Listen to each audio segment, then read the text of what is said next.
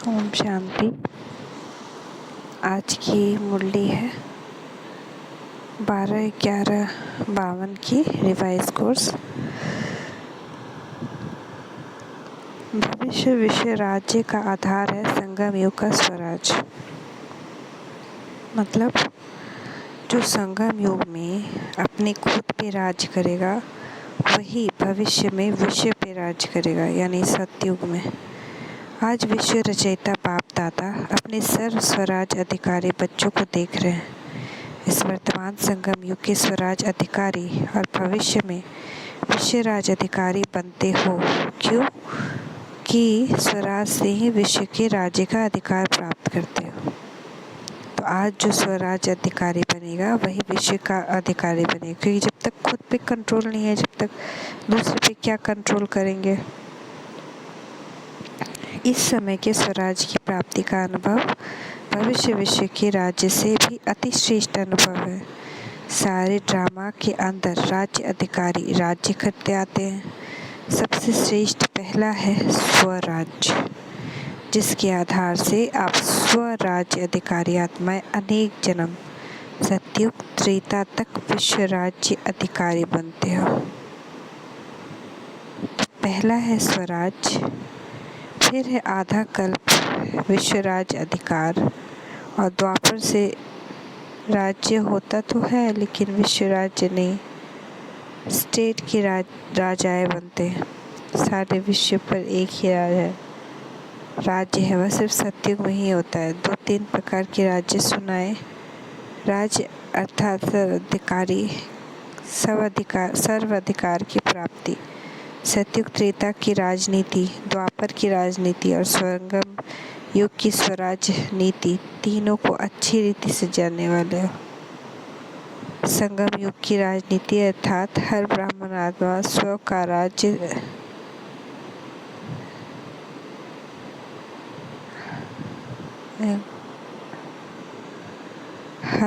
संगम युग की राजनीति अर्थात हर एक ब्राह्मण आत्मा स्व का राज्य अधिकारी बनता है। हर एक है राजयोगी। सभी राजयोगी हो या प्रजा योगी हो, राजयोगी हो ना, अर्थात राजयोगी अर्थात राजा बनने वाले योगी। राज अधिकारी आत्माओं की विशेष नीति। जैसे राजा अपनी सेवा के साथियों को प्रजा की जैसा जो ऑर्डर करते हैं उस ऑर्डर से उन नीति प्रमाण साक्ष्य है।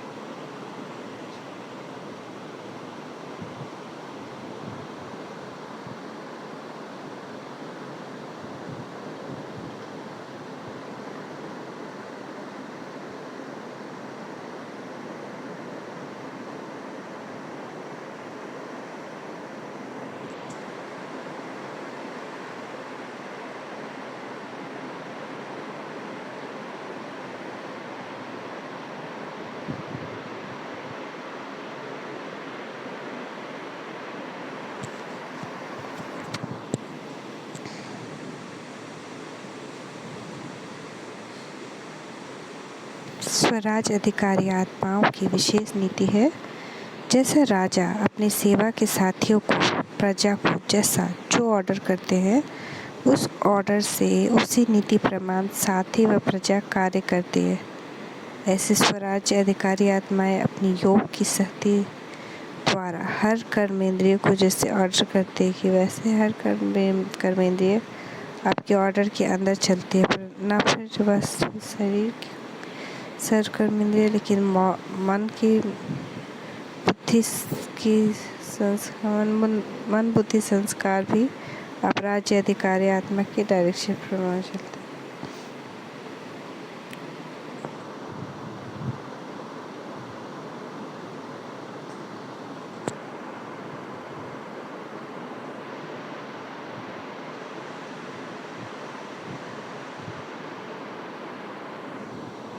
न सिर्फ ये स्थूल शरीर की सरकर्मेंद्रियाँ, लेकिन मन बुद्धि संस्कार भी आप राज्य अधिकारी आत्मा के डायरेक्शन प्रमाण चलते हैं।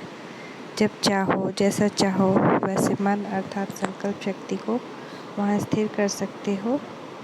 अर्थात मन, बुद्धि और संस्कार के भी राज्याधिकारी। संस्कारों के वश नहीं, लेकिन संस्कार को अपने वश में कर श्रेष्ठ नीति से कार्य में लगाते हो। श्रेष्ठ संस्कार प्रमाण संबंध संपर्क में आते हो तो स्वराज की नीति है। मन, बुद्धि, संस्कार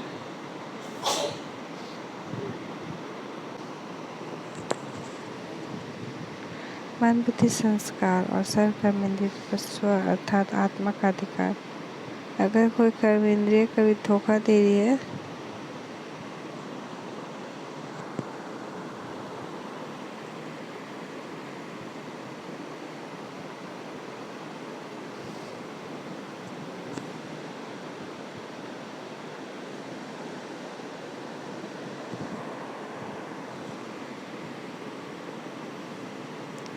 अगर कोई कर्मेंद्रिया कभी आँख धोखा देती है, कभी बाल धोखा देती है, बोल धोखा देती है, वाणी अर्थात मुख धोखा देता है, संस्कार अपने कंट्रोल में नहीं रहते तो उसको स्वराज या अधिकारी नहीं कहते। जो मन में आया बोले जा रहे हैं, जो मन में आया देखे जा रहे हैं, उसको स्वराज अधिकारी नहीं कहते। उनको कहेंगे स्वराज अधिकार के पुरुषार्थी। अधिकारी नहीं लेकिन पुरुषार्थी। वास्तव में राज्य अधिकारी आत्मा को स्वप्न में भी कोई कर्मेंद्रिय व मन, बुद्धि, संस्कार धोखा नहीं दे सकते, क्योंकि अधिकारी है। अधिकारी का भी अधीन नहीं हो सकता।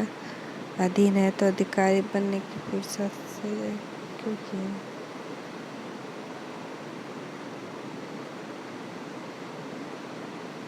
अधीन है तो अधिकारी बनने की पुरुषार्थी है। तो अपने से पूछो, पुरुषार्थी हो या अधिकारी हो? अधिकारी बन गए या बन रहे हैं? तो स्वराज की रूहानी नशा का क्या फ़ायदा दिखेंगे?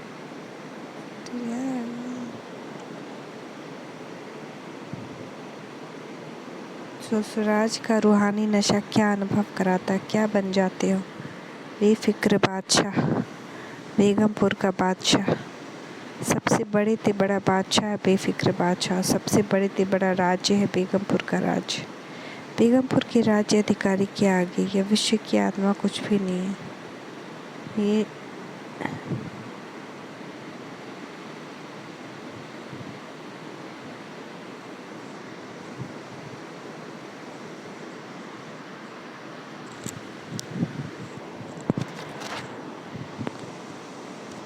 बेगमपुर के राज्य अधिकारी के आगे यह विश्व का राज्य भी कुछ नहीं है। यह बेगमपुर के राज्य का अधिकार अति श्रेष्ठ और सुखमय है ही बेगम। तो बेगमपुर का अनुभव है ना, यह कभी कभी नीचे आ जाते हो। बेगम, कोई गम नहीं। तो ऐसा राज्य अपने ऊपर कंट्रोल होगा तो हम जानबूझ के तो सीधा कर किसी कंट्रोल नहीं करेंगे। तो उसके लिए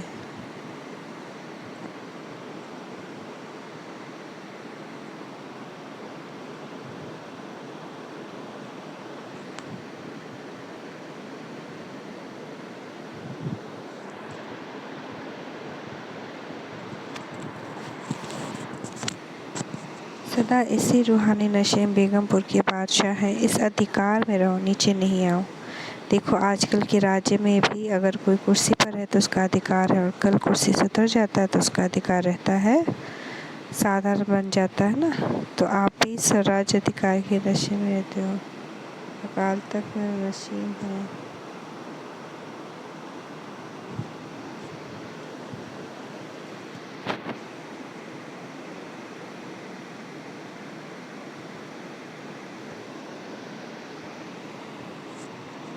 देखो आजकल के राज्य में तो अगर कोई कुर्सी पर भी है तो उसका अधिकार है, और अगर कुर्सी से उतर जाते हैं तो क्या होता है, उसका अधिकार रहता है, साधारण बन जाता है। तो आप भी स्वराज्य के नशे में रहते हो। अकाल तक नशीन को मत भूलो। अकाल तक नशीन रहते हो। सभी के पास तख्त है ना, तो तख्त को छोड़ते क्यों नहीं?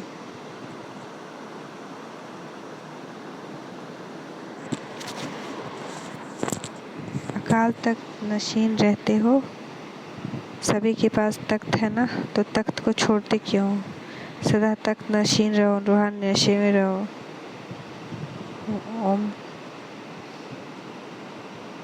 अकाल तख्त व अमृतसर वाला अकाल तख्त नहीं, यह अकाल तख्त सभी के पास है। तो अकाल तख्त नशीन स्वराज ब्रह्माधिकारी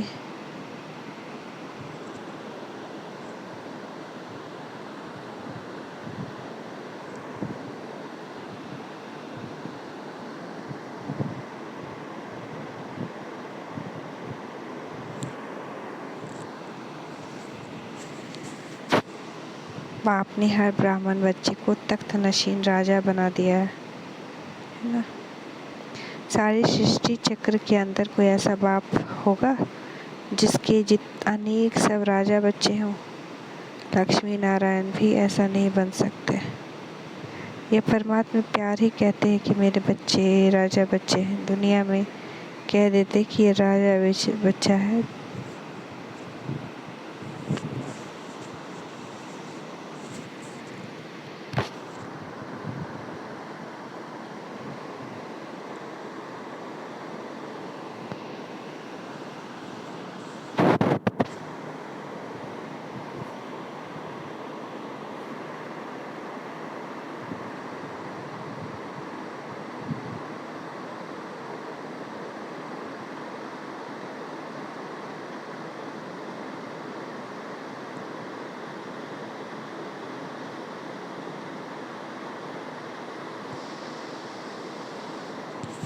सारी सृष्टि चक्र के अंदर ऐसा कोई बाप होगा जिसके अनेक सब राजा बच्चे हों?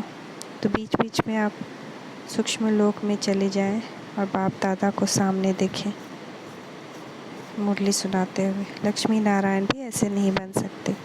यह परमात्मा बाप ही कहते हैं मेरे सभी बच्चे राजा बच्चे। वैसे दुनिया में कह देते हैं ये राजा बच्चा है, लेकिन बने कुछ भी सर्वेंट या फिर कुछ भी बने, लेकिन कहने में आता है राजा बेटा। लेकिन इस समय आप प्रैक्टिकल में राजयोगी अर्थात राजा बच्चे राजा ही बनते हैं, अर्थात राजे बच्चे बनते हो। तो बाप को भी नशा है और बच्चों को भी नशा है। तो स्वराज की नीति क्या रही? स्व पर राज्य, हर एक कर्मेंद्रिय के ऊपर राज। ऐसे नहीं कि देखना तो नहीं चाहते देख लिया, आँख खुली नहीं इसलिए देखने में मजा आ गया।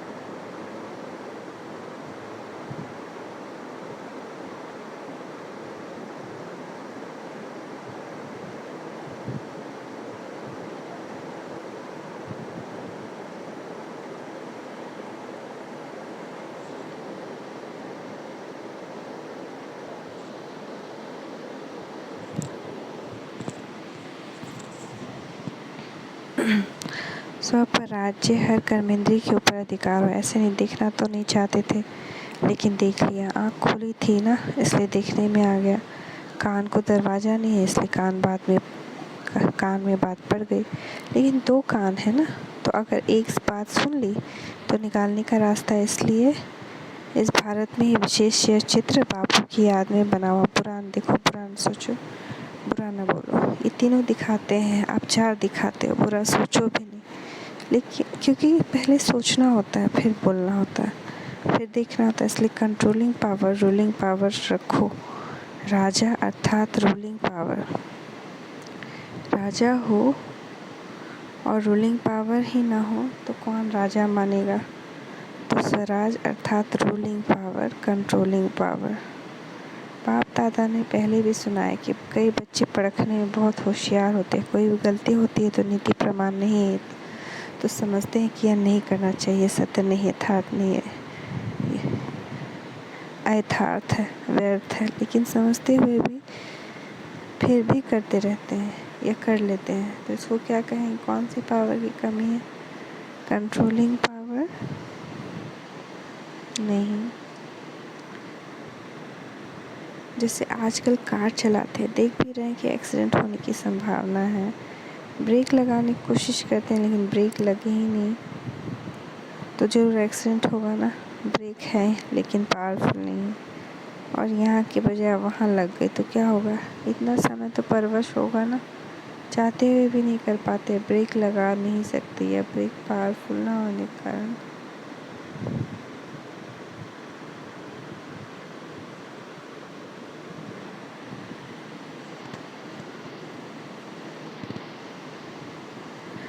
जब ऊंची पहाड़ी पर चढ़ते तो क्या लिखा होता है? ब्रेक चेक करो, ताकि क्योंकि ब्रेक सेफ्टी का साधन है।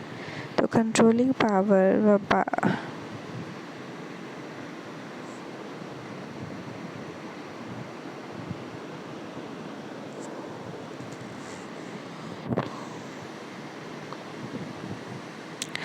कंट्रोलिंग पावर व ब्रेक लगाने का यह अर्थ नहीं कि लगाओ यहाँ और ब्रेक लगे वहाँ। कोई व्यर्थ को कंट्रोल करना चाहते हैं तो समझते हैं रॉन्ग है, तो उसी समय रॉन्ग को राइट में परिवर्तन होना चाहिए। इसको कहा जाता है कंट्रोलिंग पावर। ऐसा नहीं कि सोच भी रहे हैं लेकिन आधा घंटा व्यर्थ चला जाए, पीछे कंट्रोल में आए। बहुत पुरुषार्थ करके आधे घंटे के बाद परिवर्तन हुआ तो उसको कंट्रोलिंग पावर नहीं, रूलिंग पावर नहीं कहा जाता। यह हुआ थोड़ा थोड़ा अधीन और थोड़ा थोड़ा अधिकारी मिक्स, तो उनको राज्य अधिकारी कहेंगे या पुरुषार्थी कहेंगे? तो पुरुषार्थी नहीं, राज्य अधिकारी बनो। इस राज्य अधिकारी का श्रेष्ठ मजा है।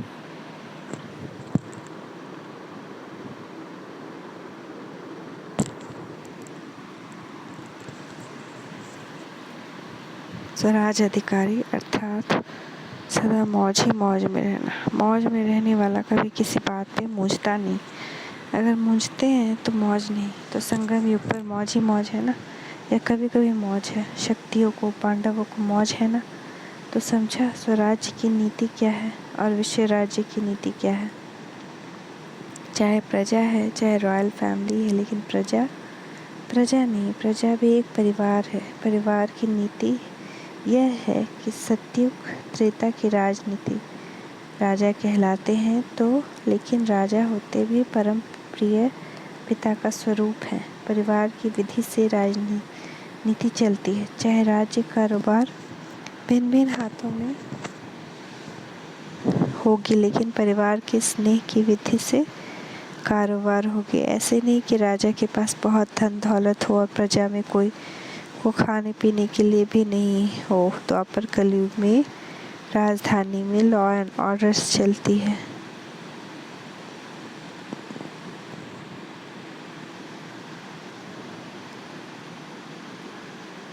लेकिन विश्वराज द्वापर कलयुग में राजनीति में लॉ एंड ऑर्डर चलता है, लेकिन विश्वराज देवराज के समय यही नीति चलती है, लॉ नहीं लेकिन स्नेह और संबंध की नीति चलती है। कोई भी आत्मा दुख शब्द को नहीं जानती, चाहे राजा हो चाहे प्रजा हो।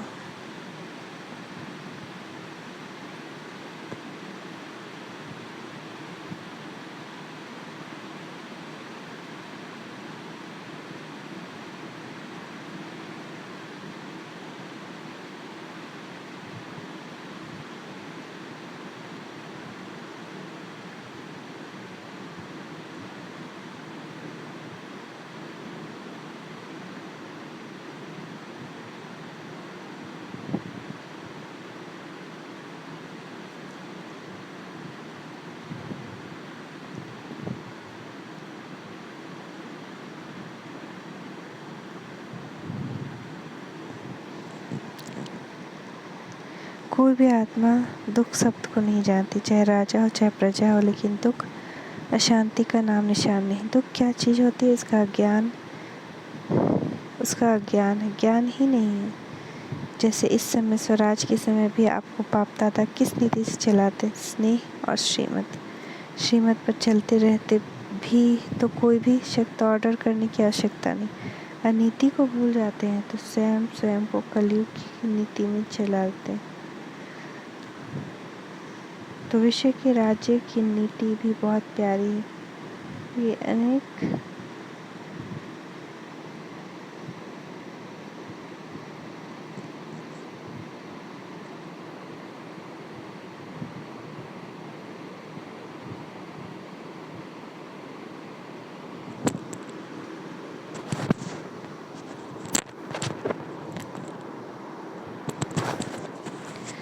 दुख, तो वहाँ दुख किसी को नहीं है ना, उसका ज्ञान है, ज्ञान है ही नहीं।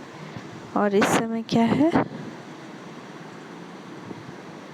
दुख ही दुख है, क्योंकि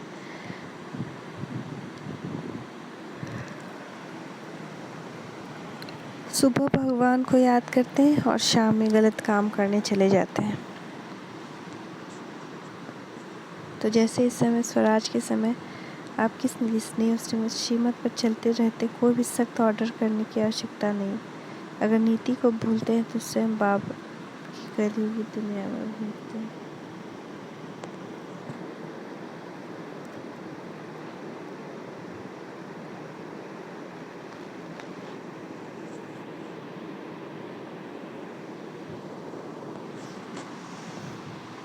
अगर नीति को भूलते हैं तो स्वयं स्वयं को कलयुगी नीति में चलाते हैं। तो विश्व के राज्य की नीति भी बहुत प्यारी है, क्योंकि अनेकता नहीं है, एक राज्य है, अखुट खजाना है। प्रजा भी इतनी संपन्न होगी, आजकल जो बड़े बड़े पदमपति हैं उन्हों से भी ज़्यादा। अब प्राप्ति का कुछ नामोनिशान नहीं, लेकिन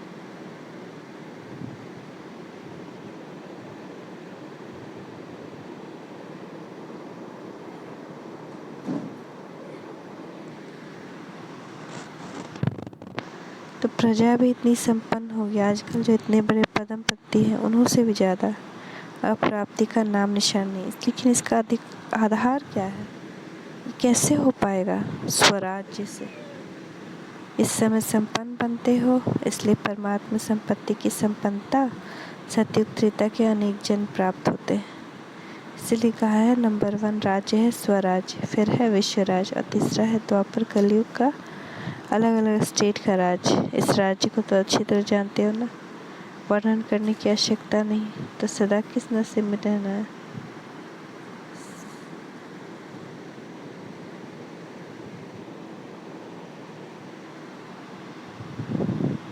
इस राज्य को तो अच्छी तरह जानते हो, वर्णन करने की आवश्यकता नहीं है ना। तो सदा किस नशे में रहना है। स्वराज हमारा जन्म सिद्ध अधिकार है। किस जन्म का, ब्राह्मण जन्म का। ब्राह्मण बाप से जन्मते ही स्वराज का तिलक हर ब्राह्मण आत्मा को लगाया। तिलकधारी होना, तिलक है स्मृति का, तिलक भी है, तख्त भी है, ताज भी है। ताजधारी होना, कौन सा ताज है,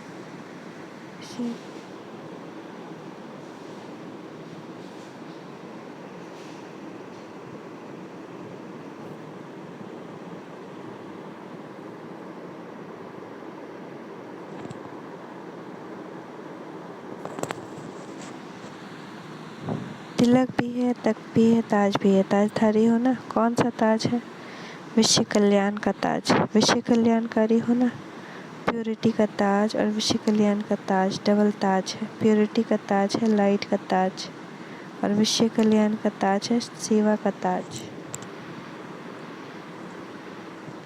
विश्व सेवाधारी होना, ऐसे नहीं कि स्टेट के सेवाधारी समझो, हम गुजरात के, हम राजस्थान के, हम दिल्ली के सेवाधारी नहीं। विश्व सेवाधारी, कहीं भी रहते हैं लेकिन वृत्ति और दृष्टि से दूध शुद्ध दे रहे हैं।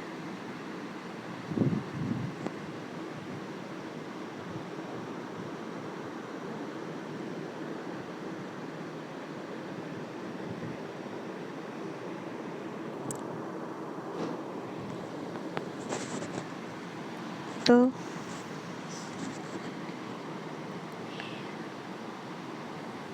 विश्व सेवाधारी कहाँ भी रहते हैं, लेकिन वृत्ति और दृष्टि कैसी होनी चाहिए? बेहद की रूहानी। अगर विश्व सेवाधारी नहीं बनेंगे तो न स्वराज न विश्व राज्य, फिर द्वापर कलयुग में स्टेट का राज्य बनना पड़ेगा। लेकिन विश्व राज्य अधिकारी के लिए सदा अपना तिलक, ताज और तख्त पर सदा इस पर स्थित रहो। शरीर से तख्त पर नहीं बैठना है, लेकिन बुद्धि द्वारा, स्मृति द्वारा स्थिति में स्थित रहना है।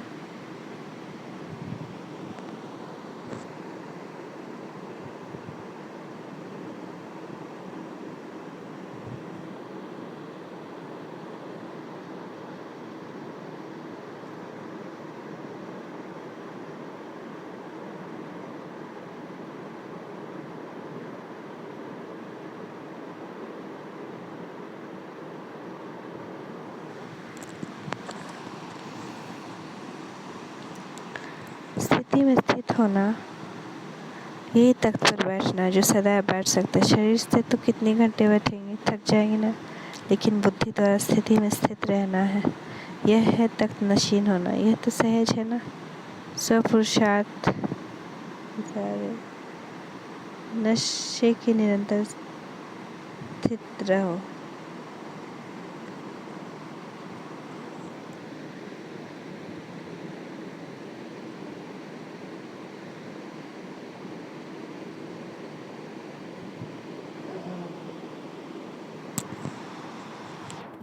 यह तो सहज है ना।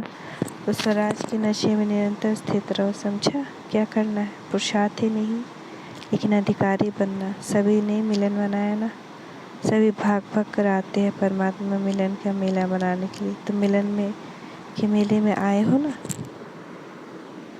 यह मेला लगता है, भीड़ लगती है, आराम है ना। आराम से रहना, खाना, चलना, सब आराम से है ना। फिर भी बहुत लकी हो। उन मेलों की माफिक मिट्टी में तो नहीं रंगे हुए ना। फिर भी बिस्तरा और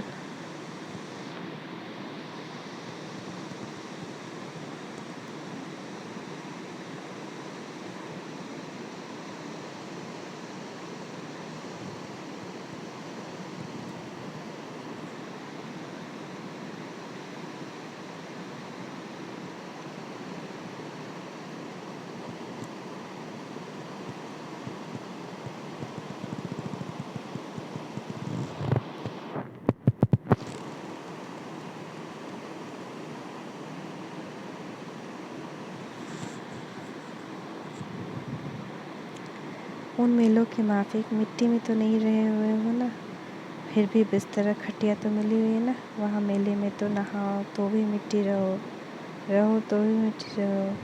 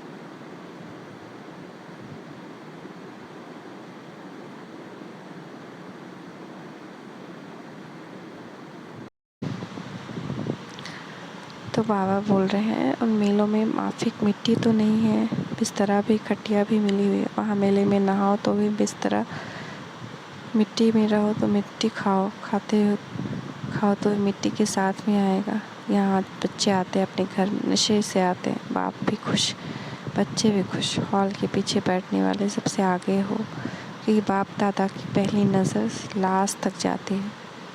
अच्छा, सब राज्य अधिकारी बेफिक्र बादशाह बच्चों को, सर्व विश्व राज्य के अधिकारी अनेक जन संपूर्ण संपन्न रहने वाले आत्माओं को, सदा तिलक ताज और तक नशीन अधिकारी बच्चों को, सदा बेहद की सेवा उमंग में रहने वाले विशेष बच्चों को, देश विदेश के सर्व सम्मुख अनुभव करने वाले बच्चों को बाप दादा का पदक गुना याद प्यार, साथ साथ सर्व के स्नेह का पत्रों का भी रिस्पॉन्ड दे रहे हैं। विदेश और देश दोनों अपने अपने विधि प्रमाण स्व के पुरुषार्थ सिद्धि को प्राप्त कर रहे हैं और सेवा में भी सदा आगे बढ़ने का उत्साह में लगे हुए। इसलिए हर किसी भी कोने में रहने वाले हों, लेकिन उनको याद, सेवा, समाचार, प्यार के प्रति स्थिति के उमंग उत्साह का समाचार सब प्राप्त हुआ है। और बाप दादा सभी बच्चों को बहुत बहुत नाम सहित हर एक की विशेषता सहित याद प्यार दे रहे हैं। सदा इसी याद और परमात्मा की पालना से पल रहे हो, उड़ रहे हो, उड़ते मंजिल पर पहुंचना है। वह कहे कि पहुँचे हुए ही हो, तो याद प्यार और नमस्ते। नमस्ते बाबा, नमस्ते। शुक्रिया बाबा, शुक्रिया। वरदान, मास्टर सर्वशक्तिमान की स्मृति द्वारा सर्व हलचलों को मर्ज करने वाले अचल अडोल भव। जैसे शरीर का ऑक्यूपेशन इमर्ज रहता है, वैसे ही ब्राह्मण जी का जीवन का ऑक्यूपेशन इमर्ज रहे और उसका हर कर्म में नशा हो, तो सर्व हलचलें मर्ज हो जाएंगे और सदा अचल अडोल रहेंगे। मास्टर सर्वशक्तिमान की स्मृति सदा इमर्ज है, तो कोई भी कमजोरी हलचल में ला नहीं सकती, क्योंकि वे हर शक्ति को समय पर कार्य में लगा सकते हैं। उनके पास कंट्रोलिंग पावर रहती है, इसलिए संकल्प और कर्म दोनों समान रहते हैं। स्लोगन, नाजुक परिस्थितियों में नाजुक परिस्थितियों में घबराने के बजाय उनसे पाठ पढ़कर स्वयं को परिपक्व बना लो। ओम शांति।